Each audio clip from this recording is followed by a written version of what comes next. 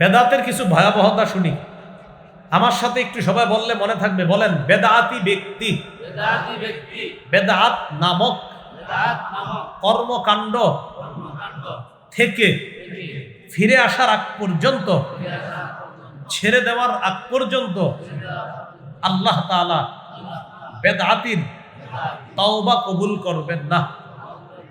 একজন বেদাতি বেদাত ছাড়ে না আর বলে আস্তাগফিরুল্লাহ আস্তাগফিরুল্লাহ আস্তাগফিরুল্লাহ। নবীজি সাল্লাল্লাহু আলাইহি সাল্লাম বলেন তওবা কবুল হবে না, তওবা কবুল হবে না, তওবা কবুল হবে না। কেন? তুমি তো বেদাত ছাড়ো নাই। দলিল সুনানে দারিমি হাদিসের কিতাব 54 নম্বর হাদিস। ক্বালা রাসূলুল্লাহ সাল্লাল্লাহু আলাইহি ওয়াসাল্লাম ইন্নাল্লাহা হাজাবাত তাওবাতা আন কুল্লি সাহিবি বিদআতিন হাত্তা ইয়াদা বিদআতা।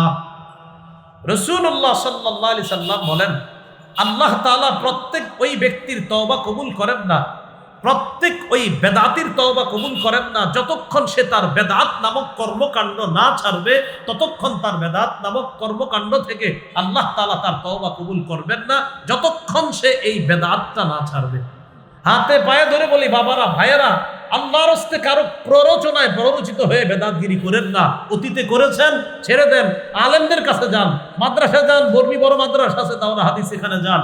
ওলামায়ে হযরতদের কাছে গিয়ে জিজ্ঞাসা করেন, হুজুর অতীতে ভুল করলে ভুল, আল্লাহর হস্তে একটু বুঝায় দেন, আমরা কোন কোন কাজগুলো অতীতে বেদাত করছি আমাদেরকে চিহ্নিত করেন, সামনে থেকে আর করব না ইনশাআল্লাহ। বেদাত করেন না, বেদাতের পরিণতি জাহান্নাম। আল্লাহ আমাদেরকে হেফাজত করেন, আমিন। তাহলে তওবা কবুল হবে না। সহিহ বুখারীর বর্ণনা 6583 6584 নম্বর হাদিস।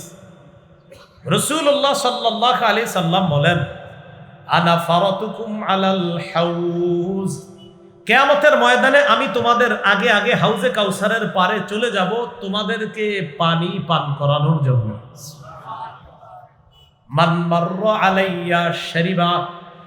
রাসূলুল্লাহ সাল্লাল্লাহু আলাইহি সাল্লাম বলেন, আমার সামনে আমার যে উম্মত অতিক্রম করবে সেই কাউসারের পানি পান করবে।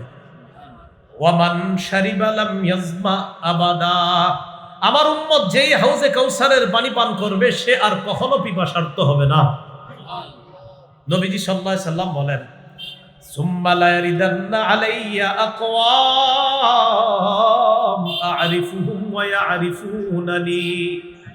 এরপর আমার সামনে একদল মানুষ আসবে যাদেরকে আমি চিনব, তারাও আমাকে চিনবে, আমি চিনব তারা আমার উম্মত, তারা চিনবে আমি তাদের নবী। তাহলে নিয়ম অনুযায়ী পানি পান করাবে। ঘটনা কি ঘটে গেছে দেখেন। সুম্মা ইউহালু বাইনি ওয়া বাইনাহুম। আমার মাঝে আর তাদের মাঝে প্রতিবন্ধকতা সৃষ্টি করে দেওয়া হবে। আমি আল্লাহ তাআলাকে বলবো, আকুলু ইয়া রাব্বি ইন্নাহুম মিন্নি। আমি বলবো, আল্লাহ তারা তো আমার উম্মত, আমি পানি পান করাবো।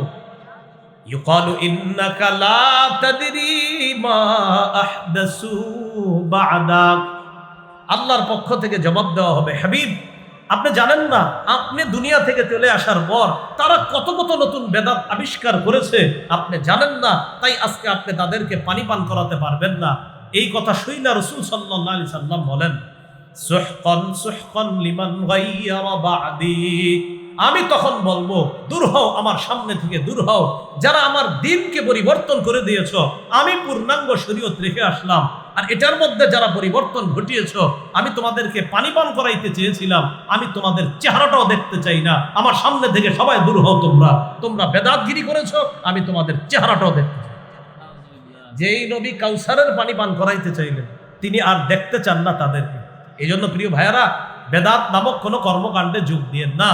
রবিউল আউয়াল মাসে আসলে অনেক এলাকায় এই কাজগুলা বংশীয় পরম্পরায় করে কিছু বেদাত, ওই অতীতে করত, এই জন্য আপনি করেন। আপনার হাতে ধরি, পায়ে ধরি, এই কাজ আপনি করবেন না। আমি মঞ্চ থেকে নামার পর যদি চুপে চুপে বলেন আপনার পায়ে ধরতে, আমি তাও রাজি আছি আপনার পায়ে ধরতে। আপনি